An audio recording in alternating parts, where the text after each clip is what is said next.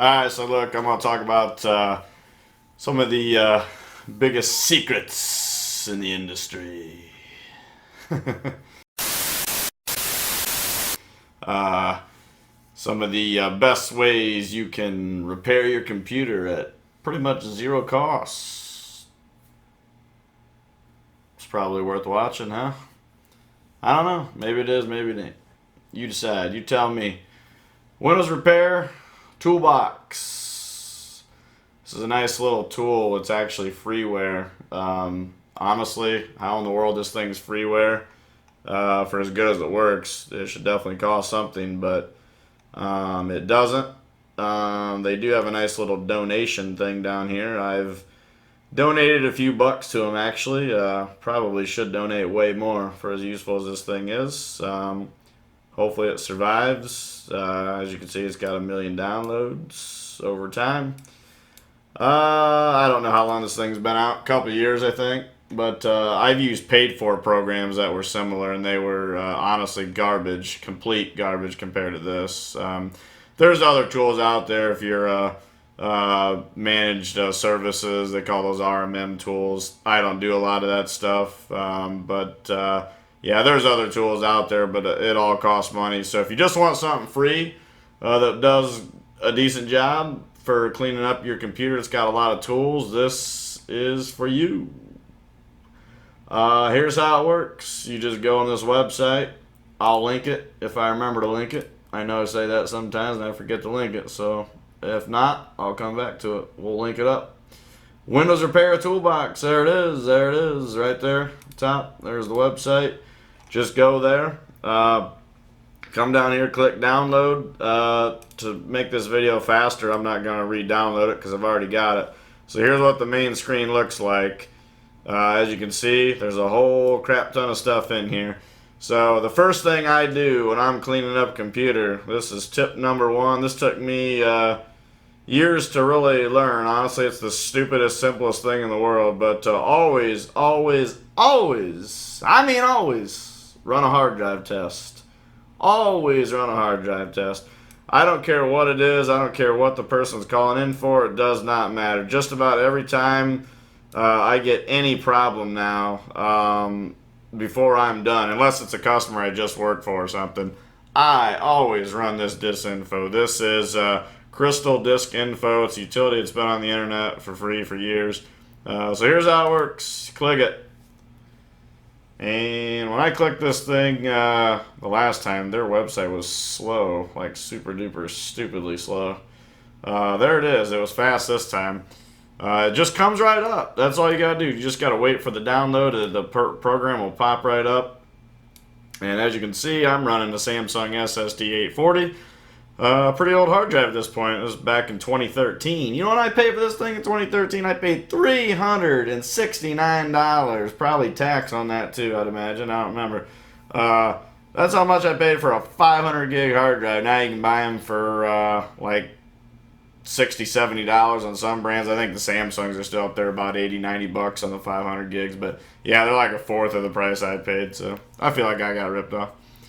Anyway, still a good hard drive. As you can see, health status 100%, 31 degrees temp. That's pretty good. Everything looks good, right? But a lot of times on a customer, I'll run that. It'll have the health status in caution in yellow or red, and that is bad. It doesn't matter. I could spend 45 hours running the stuff until the end of time, and that computer will never get better. So once I see that, I tell the client, we can try to clone your hard drive as quickly as possible. Otherwise, this computer is inevitably going to fail. And I'd say 8 out of 10 times they listen. The other 20% of the time, they're just either, being too cheap and don't feel like messing with it, or they're just one of those people that all they do is play on Facebook, and they say, well, when it goes, it goes. So, but I'd say, yeah, 80% of the time people say, oh, okay, well, let's do that. And, I end up cloning the drive. If it's successful, sometimes I end up just running like a Windows backup, getting everything that way. But I always do try to clone it first because that's what works best. So always run a hard drive test. Next, the next tool I run, Adware Cleaner. This is a great little simple tool. Again, you click the thing and zoop, downloads really quick. That's a short file. This is as simple as it gets on this tool. You hit I agree here, you hit scan now, and just, clean up whatever it finds. Again, for the sake of time in this video, I'm not going to run that. But I do run that on my own system, I'd say about once every probably 2 to 3 months. So that's another great tool. The next tool I usually run after Adware Cleaner. Generally, because that cleans out the junk the quickest, I will open up CCleaner. That's been a pretty good tool over the years, although a lot of techs now kind of don't like it no more ever since Avast bought them out, which nobody likes Avast in the tech world, or very few people that I know. Nobody likes them. I'm not a fan either, but I guess I still find CCleaner useful. There was some other freebie program out there. I can't think of the name of it. People saying, hey, try this. It's just as good. I tried it. Didn't personally really care for it. I can't even think of the name of it right now. But it wasn't that impressive to me. So all you do, come over here. This easy clean crap, I don't normally do that. I just come over here, custom clean, hit run cleaner. I just leave the defaults on this 95% of the time, unless there's something specific I need to look for. Make sure you close all your web browsers before running that, or it won't clean out those. So that's another great tool. Usually when I'm done with that, I will come over to MZSoft. They got a nice little nifty program. Probably going to have to wait like a minute or so on this program. It's a pretty big download, 326 megabytes. But on a decent internet connection, this should run pretty quick. The next one after this, when this one's done, usually I will come up here to between Rogue Killer and Hitman Pro. Those two are also two other great tools. I'll probably go ahead and just open those up as well.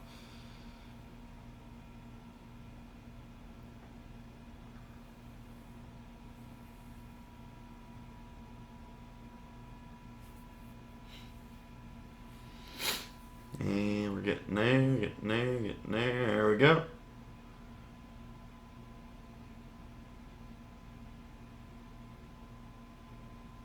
Today. That's what's so bad about solid state drives. They make you an impatient person. At least they have me. I can't stand using a computer without a solid state drive anymore. It drives me nuts. You got a spinner drive, I don't even want to deal with it anymore. I have to, unfortunately, but anybody that's got one, I basically try to get them to upgrade. Anyway, MZSoft emergency kit, so just click yes. Obviously, always update everything before you run it. Initializing, that's pretty much calculating. This will take like another 5 seconds. And then what I do when that's done, oh, we got to update. We'll just wait on that. Shouldn't take but 20 seconds maybe. And there it is, done. Maybe. Sort of, kind of. There it goes. So what I do next on step 2, scan. Just, do you want to also detect potentially unwanted programs pups? That's usually just garbage. Most of the time, I almost always say yes to that. And then I just hit on malware scan here, and then that starts running a malware scan. And again, for the sake of time, we are not going to run it. I've already ran that on my own system before. Don't need to do it again for now. And then, like I said, Rogue Killer. Here, we'll go ahead and download that real quick. That's a pretty short file. Show you that one real quick, and then we'll show you Hitman Pro. I don't normally, like I said, I just kind of follow these. I don't probably necessarily always follow one right after another. There's really no written rule for me. These are just the general cleanup tools. When I see a computer has garbage on it from Adware Cleaner, I will just run all these for the customer. I just feel that's the right thing to do. Run through all the arsenal of tools. That's what Rogue Killer looks like. You just hit scan down here to get started. Simple tool. Hitman Pro, it's basically very similar. Really no sense in showing that. There's really nothing special about that. The next tool, though, here's one I will show you. This Win Repair all-in-one. This Windows Repair, this is actually a hell of a nice tool. Great tool. This has saved, I would say, over the course, for me, at least 20 plus computers. It's saved me from having to do a whole Windows reinstall. like you get some pesky, stupid issue you just can't figure out, and you're like, I don't know what the hell's wrong with this thing. Just come in here, hit I agree. Normally you should go and what's that say? Proper power reset or whatever. I mean, yeah, obviously do a fresh reboot if you haven't in a while. I do normally do the system file check before I run this most of the time. And they do prefer you to run this in safe mode. I do gotta say, there's many times I've ran it not in safe mode, but never caused me any issues. But it is recommended. And the other thing, you generally do want to create a system restore point, of course. Make sure you create a new one before running this. Knock on wood for me, this program has never let me down and failed me and made a computer unbootable. But I've read on different forums and stuff, sometimes people over the time that this has been out have not had as good as luck as I have with it. So, again, backup, and this day and age, if it's Windows 10, I probably even would get an image backup if as long as they got the proper backup stuff, just in case it doesn't hurt. But honestly, many times I just do the system restore and just move on. Make sure system restore is on. First of all, because Windows 10 for some stupid reason has a tendency to shut it off a lot of times. So back in the registry backup, that's an okay thing to do. I generally do that as well. It takes a whole 5 seconds to do. So you come to repairs over here where it says repairs main, hit open repairs, and most of the time they put this warning here. I understand the risk of not running this in safe mode, so you should, like I said, go to safe mode if you can. I'm just going to hit this for now, but I just check everything. I go down here, I make sure all is checked. In this case, it looks like there was a few weren't. I just hit on that all repairs. Just do everything. Just get it all. This repair 8 to 10 app store is probably not important on this computer because this is Windows 7, still doesn't have it. So yeah, just run everything. It takes anywhere from 10 minutes to like an hour if you're on a slower computer. But yeah, that has literally saved me hours and hours of time sometimes from having reformat a computer, just run across some silly issue I couldn't figure out and research, and I just would run that and it'd fix weird permission issues and all sorts of goofy crap that you'd run across. So that's another great tool. Another great one here, this auto runs, and this program can even be quite confusing sometimes, but as you can see, there's a lot of crap here, but you can, basically delete entries, schedule tasks. If there's a bunch of crap running you don't know about, you can delete those. And looks like I should probably do that on this system here. There's some crap running here that I probably don't need. Different services, just drivers, so many things you can add, delete. I won't go into real great detail on that one. That program, even I get a little nervous about sometimes. Like, I always double check. Like, I will make sure, like, before I do something, like, hey, absolutely make sure this is, the right thing we're doing. So be very, very careful with auto runs. I would never, ever want a customer of mine messing with that program on their own. I wouldn't trust most people to do that, but like I said, even me, I get a little nervous before doing things in there because you can really bot something up if you don't know what you're doing. So again, even many times before I run that program, if there was stuff I was looking for, I would usually run an image backup of the computer just to be safe. I mean, just in case I totally botched something, I didn't want to screw over my customer because of something stupid I did. So it's never caused me a problem yet. I've yet to screw something up badly about it, but I've read horror stories on that, so you definitely want to be careful. Let's see. So auto runs.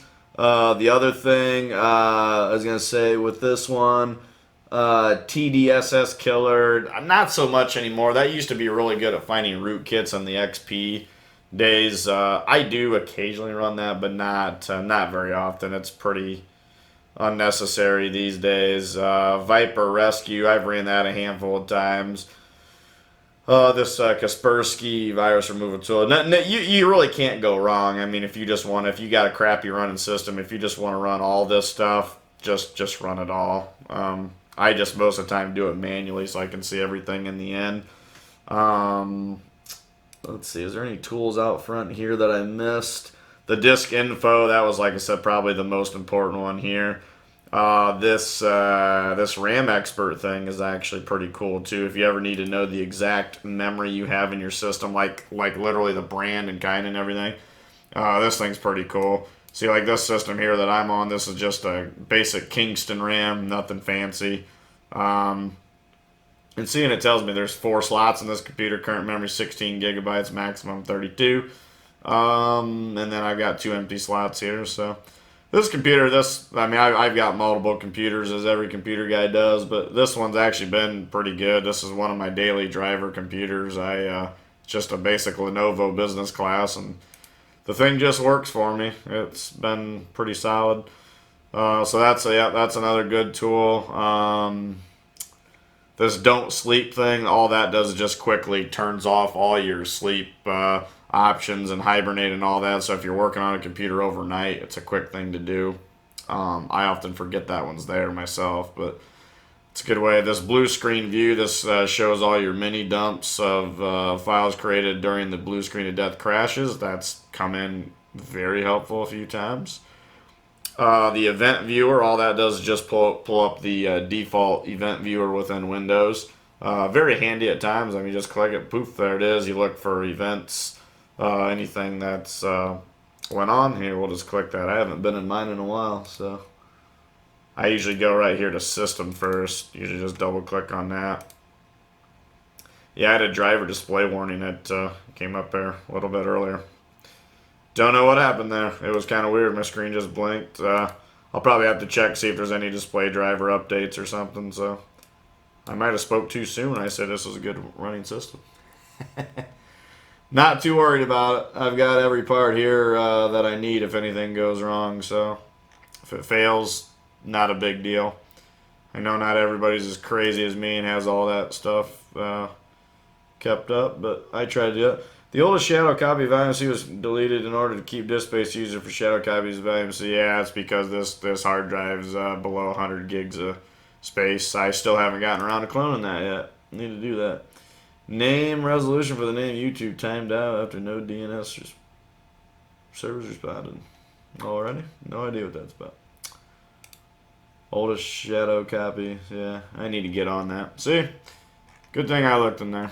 I need to get on that that deal with the getting this cloned over. I got another 1 terabyte SSD. I've just been putting it off, just procrastinating. Sitting right here, 5 feet away from me. So, anyway, I guess that's it for this video. I probably rambled long enough. So, if I think of anything else, I might make a part 2 to this video. It'd probably, if I think of anything useful, part 2 would probably only be 3 or 4 minutes long. I think I pretty much covered it. Oh, one other thing I noticed right here, Revo uninstaller. That's not a bad tool either if you're trying to get rid of some pesky antivirus or something that's giving you fits. A lot of times if you come in here and do an uninstall, what you do is you just click the uninstall and then you go for the advanced option. So like if I click, what's it say, uninstaller mode. Guess it's been a while since I've been in here. Yeah, I just picked Crystal Disk Info. I'm not actually going to uninstall this, but see, I'm going to say no. Normally you'd say yes. Yeah, then scanning mode, you got to hit on advanced, and then you just check everything in there to completely get rid of something. That should make sense once you're in there, but yeah, I don't want to go through and delete Crystal Disk Info because it's actually something I use in this computer from time to time, or I'll send it over TeamViewer to a client to run on their computer. So, alright, I've rambled long enough. If anybody actually literally made it to the end of this, congratulations for watching it all. I appreciate it. And if you think of anything, comments on this program or anything about it, let me know. Thanks for watching.